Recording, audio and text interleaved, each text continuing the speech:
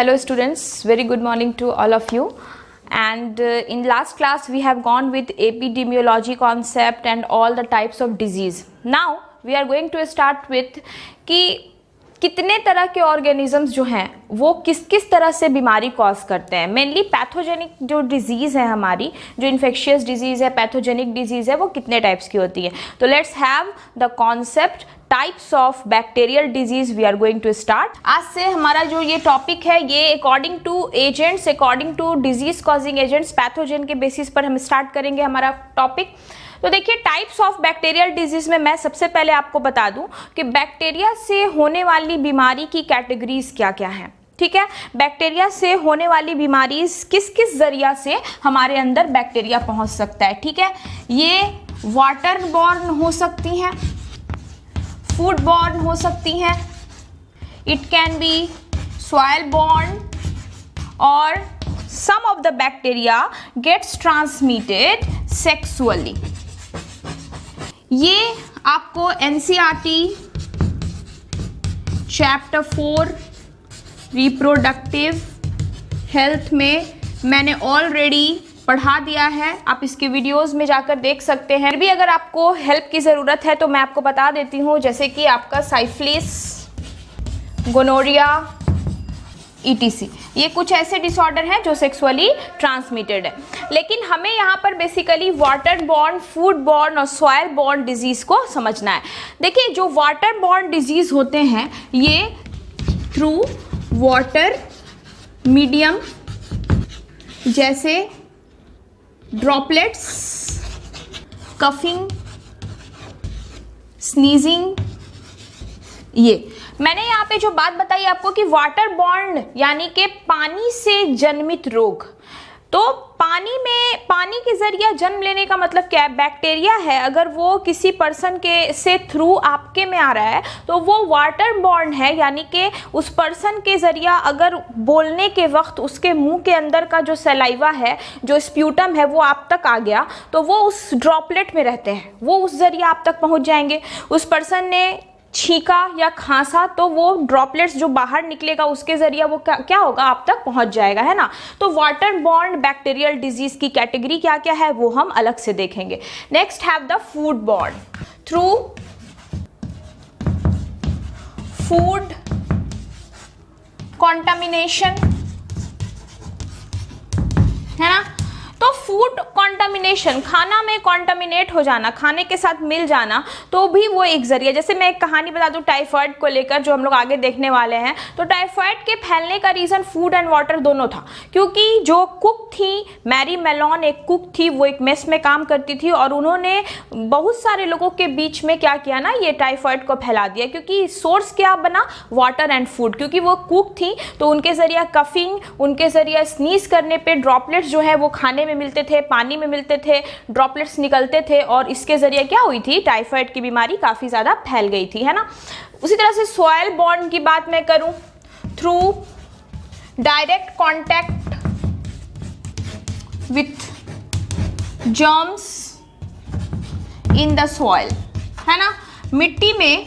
मिट्टी में हमारे सॉइल में कुछ जर्म्स होते हैं, उनके थ्रू डायरेक्ट कांटेक्ट होने से, आप जैसे एक बच्चा खेल रहा है मिट्टी में, वो गिरा, मिट्टी में ही वो जर्म है और वो जर्म बच्चे के इन्फेक्शन, बच्चे के बॉडी के अंदर चला गया, वो जो जख्म हुआ उस बच्चे को उसके अंदर वो चला गया, तो वहां पे हम क्या कहेंगे कि ये सॉइल के जरिए गया, तो सॉइल बॉर्न हो गया. तो basically we are having these 4 categories of bacterial infection. Now number 1 कि वाटर बॉर्न डिजीज हमारी कौन कौन होती है. ठीक है, water and food born we will take both along each other, है ना. दोनों को एक साथ लेके चलते हैं कि कौन कौन सी बीमारी है जो इस 2 तरीके से क्या होती हैं, फैलती हैं. Let's have a very evolved and very big chart. Okay, now we are having water and food borne disease. सबसे पहले हम देखते हैं कि water and food borne bacterial disease कौन कौन है. ठीक है, तो water and food born bacterial disease कौन कौन है और ये किस तरह से फैलते हैं, क्या क्या इनसे रिलेटेड स्टोरीज है, we will go with the terms. Let's start with this. Okay, तो नाउ वी आर हैविंग, सबसे पहले कि मुझे आपको सबसे फर्स्ट डिजीज जो कि एनसीईआरटी में मोस्टली प्रोबेबल दी गई है काफ़ी डिस्क्रिप्शन के साथ, वो मैंने आपके सामने रखा, दैट इज टाइफॉइड, है ना। तो टाइफॉइड जो होता है इसका एक और नाम है जो कि आपको जानना चाहिए। Typhoid is also known as enteric fever. इसको आप इंटेरिक फीवर भी बोल सकते हैं या आप इसको इंटेस्टिनल फीवर भी बोल सकते हैं, ठीक है। It is also known as intestinal fever. This is our disease number 1, that is typhoid. Typhoid को इंटेरिक और इंटेस्टिनल फीवर क्यों कहा जाता है, सबसे पहला सवाल माइंड में उठ रहा होगा। We will go with the difference कि why it is also known as intestinal fever, ठीक है। Salmonella typhi is the agent. इसका जो एजेंट है ये कौन है, साल्मोनेला टाइफी है। Typhi is related with typhoid, easy to remember. और यहाँ पे जो रास्ता है, जो जरिया है ये बैक्टीरिया हमारे अंदर घुस सके, वो है faecal oral route and drinking water. Oral route means मुंह के जरिया, निवाले खाने के जरिया, कॉमनली माउथ के जरिया कोई भी खाने की चीज़ आप ले जा रहे हैं, अगर उस खाने की चीज़ में इन्फेक्शन है तो वो आप तक चला जाएगा। और दूसरा क्या हो रहा है, ड्रिंकिंग वाटर, यानी कि जो पानी आप पी रहे हैं उस पानी में भी वो एजेंट रह सकता है। In IP is the abbreviation for incubation period. ये 1 से 3 हफ्ते लग जाते हैं इस बैक्टीरिया का शरीर में जाने के बाद इसके संक्रमण को सामने आने में, इसके सिम्टम्स, इसके लक्षण दिखने में 1 से 3 हफ्ते का ये समय ले लेता है। इसका जो कॉमन सिम्टम है वो क्या है, फीवर, बॉडी का टेम्परेचर 39 to 40 डिग्री सी रहता है अप्रॉक्सीमेटली, स्लो पल्स हो जाती है, ब्लडी स्टूल्स हो जाते हैं, यानी कि यहाँ जो स्टूल्स होते हैं, जो अपशिष्ट पदार्थ बॉडी से बाहर निकलते हैं, जो मल पदार्थ निकलते हैं, उसमें ब्लड भी शामिल होता है। पल्स रेट क्या होती है, स्लो हो जाती है। लेकिन कुछ खास बात जो टाइफॉइड से रिलेटेड आपको और भी जान लेनी है ना, वो क्या होता है। सबसे पहले मैं आपको बता दूं कि टाइफॉइड का जो ये सबसे बड़ा संक्रमण है, जो इन्फेक्शन है, इसके पीछे आपको एक लेडी का नाम याद रखना है, that is Mary Mallon. She was a cook. ये क्या थी, एक कुक थी। ये एक रेस्टोरेंट में, एक मेस में कुकिंग किया करती थी और इनकी वजह से मेस में जो भी लोग खाना खा रहे थे उनके अंदर ये टाइफॉइड की बीमारी काफ़ी तेज़ी से फैल रही थी। क्योंकि ये कुक थी तो ये खाना और पानी से हर वक्त रिलेटेड रहती थी, जिसकी वजह से क्या होता था कि इनके कफ करने से, इनके स्नीज करने से जो ड्रॉपलेट्स निकलते थे वो खाना पानी में मिलते थे और लोगों में टाइफॉइड इन्होंने फैला दिया। इसलिए she is also known as typhoid Mary, ठीक है। इसलिए इनको टाइफॉइड मैरी के नाम से भी जाना जाता है, ठीक है। तो ये आपको याद रखना है। अगली बात मैं अगर करूं तो हमारा जो ये टाइफॉइड होता है, इस टाइफॉइड के लिए जो टेस्ट है, how it can be recognised, कैसे पहचान करते हैं doctor, that test is known as Widal test, ठीक है। ये क्या होता है, इसको हम क्या कहते हैं, विडाल टेस्ट कहते हैं। तो विडाल टेस्ट के जरिया हमें हमारे टाइफॉइड की जांच हो जाती है ना। और जो एंटीबायोटिक्स, आपको ये भी याद रखना चाहिए कि कुछ एंटीबायोटिक्स हैं जिसका यूज किया जाता है, that is Terramycin, Chloromycetin et cetera, है ना। ये कुछ ऐसे एंटीबायोटिक्स मैंने आपको दिए। व्हाट आर एंटीबायोटिक्स, देखिए एंटीबायोटिक्स जो होते हैं वो आपके बॉडी के खिलाफ काम नहीं करते, बल्कि आपके बॉडी में जो ऑर्गेनिज्म, जो बैक्टीरिया आपके अंदर चला गया है उस बैक्टीरिया से ये लड़ते हैं, इसलिए इनका नाम क्या है, antibiotics. Anti means opposite, biotics means those bacterias which are in your body. आपके बॉडी में जो भी बैक्टीरिया है ना उससे लड़ने के लिए जो हम दवा बनाते हैं उस दवा को हम क्या कहते हैं, एंटीबायोटिक्स। एंटीबायोटिक्स सिर्फ बैक्टीरिया के लिए ही हो सकती है, ये वायरस के लिए नहीं हो सकती है। तो एंटीबायोटिक्स हम हमेशा बैक्टीरिया के लिए यूज करते हैं। तो इस तरह के कंपोजिशन वाली दवा बनाकर हम क्या करते हैं, इलाज करते हैं पेशेंट का, है ना। तो ये है हमारे टाइफॉइड से रिलेटेड जानकारी, जो कि food and water born disease के अंदर सबसे पहला नाम आपको दे दिया गया। तो ये है हमारा टाइफॉइड। लेकिन देखिए यहाँ पर मैंने लिखा है इंटेरिक फीवर या इंटेस्टिनल फीवर। ऐसा इसको क्यों कहा गया? जब ये टाइफॉइड अपने प्रोलॉन्ग्ड स्टेट में होता है, यानी कि काफ़ी दिन तक आपके बॉडी में अगर ये बैक्टीरिया रह जाता है तो ये इंटेस्टाइन को, स्मॉल इंटेस्टाइन पर हमला करता है। ठीक है, इसका अगला जो इफेक्ट होता है वो कहाँ होता है? ठीक है, तो आपको क्या याद रखना है कि इसको हम लोग इंटेस्टिनल फीवर क्यों कहते हैं? क्योंकि पैथोजेन जो होता है ये क्या करते हैं? स्मॉल इंटेस्टाइन पर अटैक करते हैं, है ना। स्मॉल इंटेस्टाइन पर अटैक करते हैं और ये उसमें परफोरेशन क्रिएट कर देते हैं, या पोरेशन भी आप कह सकते हैं। पोर्स हो जाती है। पोर्स होने का मतलब है ये उसमें छोटी आंत में आपके स्मॉल इंटेस्टाइन में ये छेद जैसा कर देते हैं, जिससे काफ़ी ज़्यादा डाइजेस्टिव प्रॉब्लम होती है, डायरिया हो जाता है, कॉन्स्टिपेशन हो जाता है ना, बॉडी का सारा वाटर जो होता है वो रिलीज हो जाता है। तो बहुत सारे ऐसे प्रॉब्लम्स भी ये क्रिएट करता है। लेकिन इसका प्राइमरी सिम्टम क्या है कि फीवर होगा बंदे को, 39 to 40 डिग्री से टेम्परेचर बॉडी का होगा और ये पल्स लोगी। लेकिन अगर ये काफ़ी लॉन्ग हो जाए तो इट लीड्स टू इंटेरिक और इंटेस्टिनल फीवर ऑल्सो, है ना। तो ये हो गया इसके अटैक करने के तरीके। अब आते हैं हमारे नेक्स्ट डिजीज पर। Next having the next disease. Okay, now we are having these two disease which are probably done with food water born disease, है ना। तो देखिए यहाँ पे नेक्स्ट कौन है? कॉलेरा। कॉलेरा का जो एजेंट है दैट इज विब्रियो कॉलेरी, और ये कॉन्टामिनेटेड फूड एंड वाटर से होता है। और इसका जो इंक्यूबेशन पीरियड होता है ये 2 से 3 दिन के अंदर भी आपको पता चल सकता है, या कुछ घंटे में ही पता चल सकता है ना। और इसके जो सिम्टम्स होते हैं काफ़ी कम वक्त के लिए डायरिया होगा, एक्यूट डायरिया, और वोमिटिंग और डिहाइड्रेशन, यानी कि बॉडी से सारे पानी का लॉस हो जाएगा। तो ये है हमारा cholera. Next we are having food poisoning. Food poisoning का जो मेन कॉज होता है दैट इज क्लोस्ट्रीडियम बोट्यूलिनम, है ना। एक और एजेंट होता है इसका that is clostridium perfringens C dot. ये भी एक एजेंट है जिसके जरिए फूड पॉइजनिंग होती है। नाम ही है फूड पॉइजनिंग, तो ऑफ कोर्स आप समझ सकते हैं कि ये बीमारी आप तक फूड से ही आती होगी। Contaminated food, and this is the done with contaminated food, and the incubation period is 18 to 36 hours. 18 से 36 घंटे के अंदर अंदर ये बीमारी हम तक इंट्रोड्यूस हो जाती है। और यहाँ पे एब्डोमिनल पेन या वोमिटिंग होता है। ये इसके हो गए सिम्टम्स। देखिए मैंने आपको बताया कि कई सारी ऐसी एंटीबायोटिक्स हैं जिसके इस्तेमाल से हम बैक्टीरियल डिजीज को कंट्रोल कर लेते हैं। आपको याद रखना है कि बैक्टीरियल डिजीज के लिए क्या होते हैं?